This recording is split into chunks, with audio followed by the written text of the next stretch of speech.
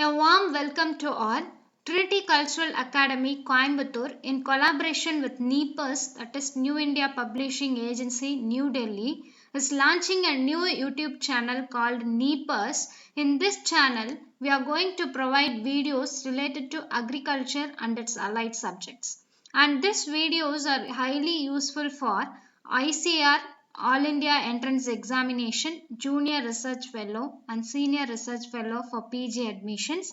And also, this video is useful for ICAR NET National Eligibility Test, ARS Agricultural Research Service, and STO Senior Technical Officer T6 grade. And also, this video is highly useful for IBPS AFO examination, which is being conducted by the Institute of Banking Personnel Selection.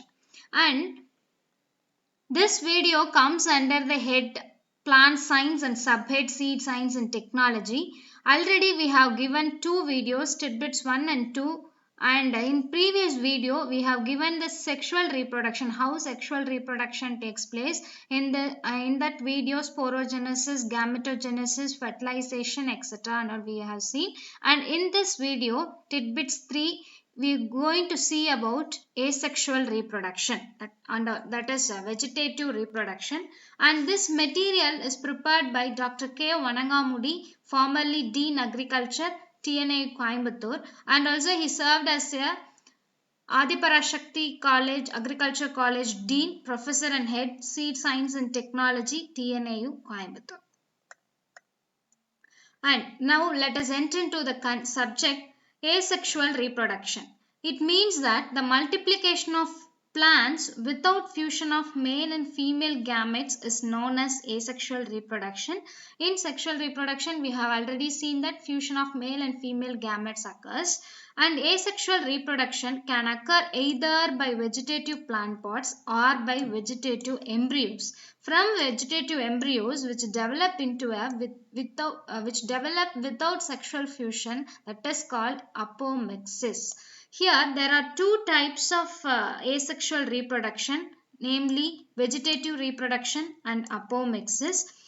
In first we will see the vegetative reproduction. Vegetative reproduction means that the multiplication of plants by means of various vegetative plant pods, that is propagating plants, that is the use of organs other than the seed and spore. In general, asexual means without sex, that is not sexual.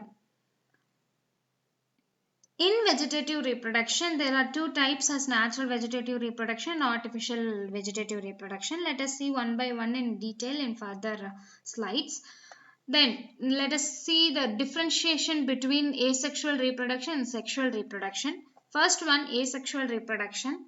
It means that reproduction without fertilization, that is without fusion of male and female gametes, whereas the sexual reproduction means fusion of male and female gametes occurs. In case of asexual reproduction, mitotic cell division occurs, whereas in sexual reproduction, meiotic cell division occurs.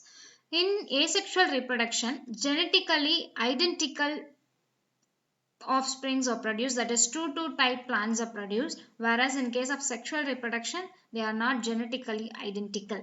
Here, propagation takes place by means of vegetative propagules, here propagation by means of seeds. Whereas in asexual reproduction, the seeds are plants having a very short storage life, whereas in here sexual reproduction, long storage life depending upon the species. Examples of asexual reproduction plants are turmeric, which propagate by means of rhizome, potato by means of tuber, whereas in sexual reproduction, many cereals and pulses are reproduced by means of sexual. And the examples are rice, sorghum, bajra, red gram through seeds. Now let us clearly see about the propagation by means of vegetative propagules.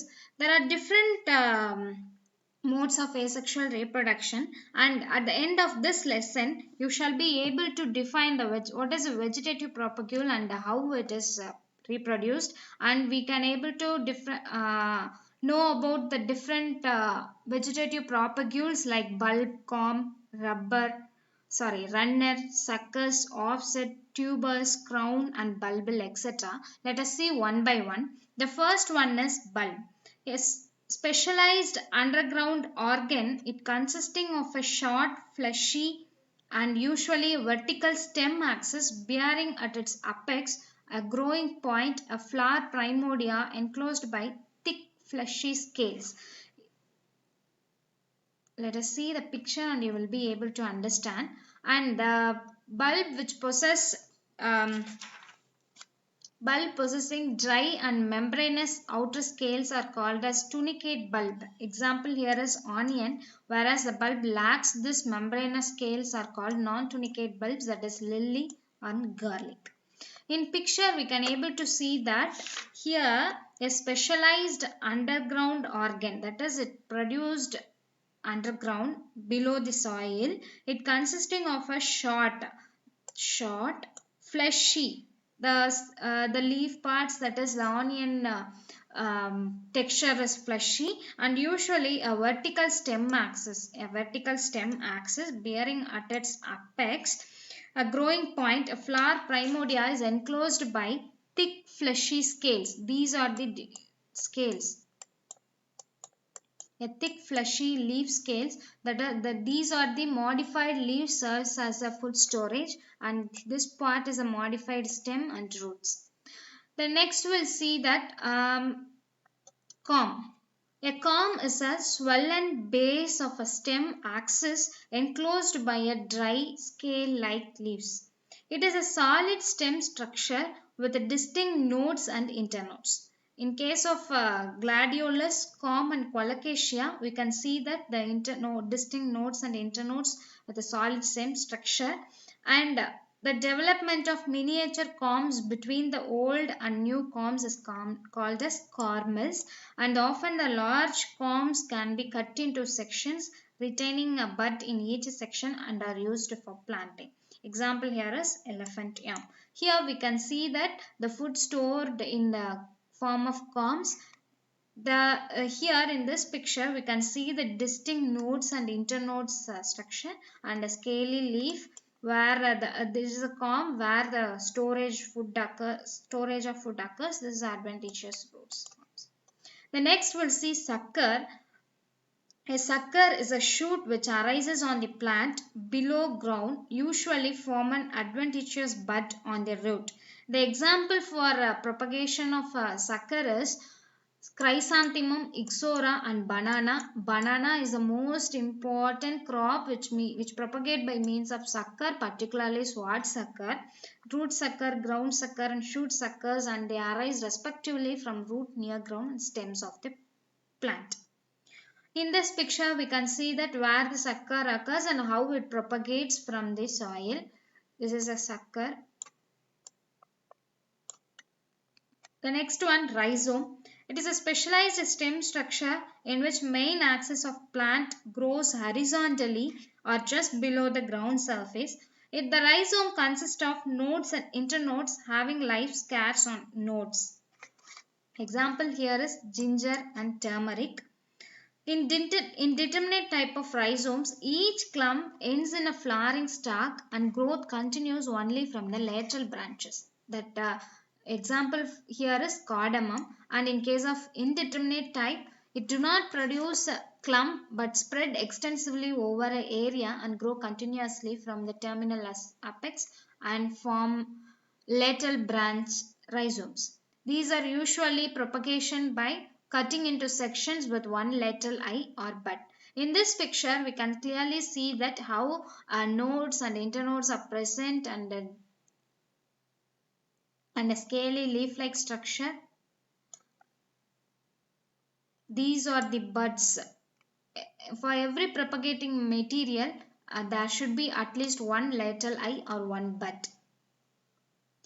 Next one, tuber. It is a modified stem structure which develops below ground as a result of swelling of subapical portion of stolon and subsequently accumulation of reserve material occurs. It is used as tubers are used as a whole or as sections each containing one or more buds. In Dioscorea, or cassava or dahlia or potato, aerial tubers are produced in axil of leaves that are called as tubercles. These are removed and used for propagation. In this picture, we can see that how a tuberous roots, modified tuberous roots are formed. It is a stem tuber, that is, tubers are formed from the stem.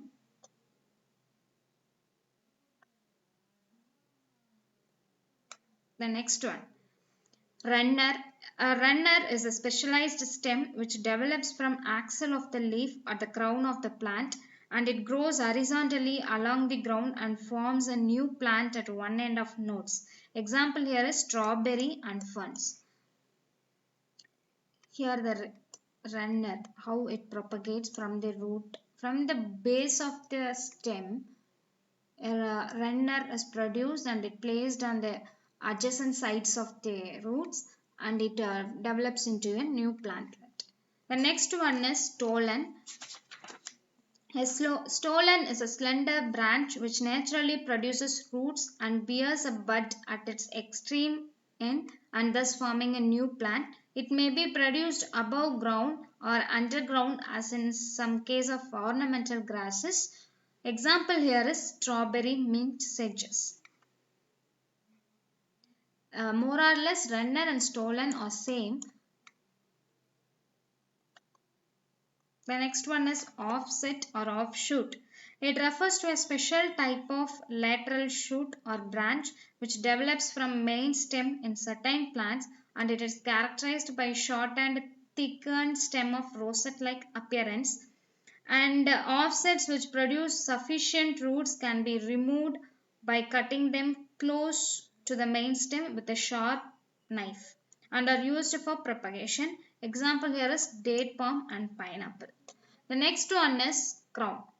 The term crown designates that part of the plant at the surface of the ground from which new shoots are produced. Example, strawberry and gerbera, wherein the stem is a short, thickened structure from which the leaves are produced in a rosette-like arrangement. The crown is split into having roots and few leaves with a growing point. The next one is bulbil. Example is narcissus and some of the lilies produce tiny buds or small buds in axil of the leaves, which when planted in the ground develop into bulbs. Some other plants such as fern, Aspergillum bulbiferum and Begnonia ivasiana also produce similar structures for propagation. In the flat stalk of agave, a number of young agaves are formed like sweets. This is a tiny bud or small buds produced at the leaf axil. The next important type in asexual reproduction is vegetative propagule, which produces by means of embryo. That is, apomixis means that the development of seed without sexual fusion, that is fertilization. In apomixis, embryo develops without fertilization. Reproduction in some species occur only by apomixis, means it is called as obligate apomixis. In some species, sexual reproduction occurs in addition to apomixis, is called as facultative apomixis. And in this video, we have to clearly know about, and that in exam point of view, how it is produced from which part of plant. It is very important. And there are 4 types of apomixis: parthenogenesis, apogamy, apospory, and adventive embryony. The first one is parthenogenesis. It refers to the development of embryo from the egg cell without fertilization, is called as parthenogenesis. Apogamy, it is the origin of embryo. It is either from synergids or antipodal cells of the embryo sac. In previous video, we have seen that where the synergids and antipodal cells are present. And in apospory, the first diploid cell of ovule lying outside embryo sac develops into another embryo sac without reduction. Embryo then develops directly from the diploid egg cell without fertilization. The last one is adventive embryony, the development of embryo directly from the diploid cells of the ovule lying outside embryo sac belonging to either nucellus or integuments. That is called as adventive embryony. Let us see about the Parthenocarpy. Partheno means virgin, carpy means fruit, that is virgin fruit. It is naturally or artificially induced production of fruit without fertilization of ovule. Stenospermocarpy may also produce apparently seedless fruit, but seeds are actually aborted while still small. It is not aborted, it is still small. Parthenocarpy or stenospermocarpy occasionally occurs as a mutation in nature, but if it attacks every flower, then plant can no longer sexually reproduce, but might able to propagate by vegetative means. There is no reduction division in number of chromosomes during megaspore formation. Consequently, egg cell is diploid and fertilization is not necessary. Unfertilized egg cell gives a diploid embryo and also known as diploid parthenogenesis. However, parthenocarpy of some fruits on a plant may be of value. Up to 20% of fruits of wild parsnip or parthenocarpy, seedless wild parsnip fruit are preferred by certain herbivores and thus serves as a decoy defense against the seed predation. Utah juniper has similar defense against bird feeding. Being able to produce seedless fruit when pollination is unsuccessful may be an advantage to a plant because it provides food for the plant seed disperses. Without a fruit drop, the seed dispersing animals may starve or migrate. Then in Parthenocarpy, there are three types as stimulative Parthenocarpy. The pollination or other stimulation is required for Parthenocarpy is known as stimulative Parthenocarpy. In case of vegetative Parthenocarpy, the plants do not require pollination or other stimulation to produce a Parthenocarpic fruit. Having vegetative Parthenocarpy, seedless cucumbers are example for vegetative Parthenocarpy and seedless watermelon is example for Stenospermocarpy. And artificial parthenocarpy, when it is obtained when sprayed on flowers or any part of the plant, hormones like gibberellin, auxin or cytokinin may often stimulate the development of parthenocarpic fruit. It is also known as artificial parthenocarpy. Plant hormones are seldom used commercially to produce a parthenocarpic fruit. Home gardeners sometimes spray their tomatoes with auxin to assure fruit production. The next, the commercial importance of Parthenocarpy are seedlessness. It is an important desirable triad in every edible fruit with a hard seed such as pineapple, banana, orange and grapefruit. Parthenocarpy is also desirable in fruit crops that may be difficult to pollinate or fertilize such as tomato and summer squash.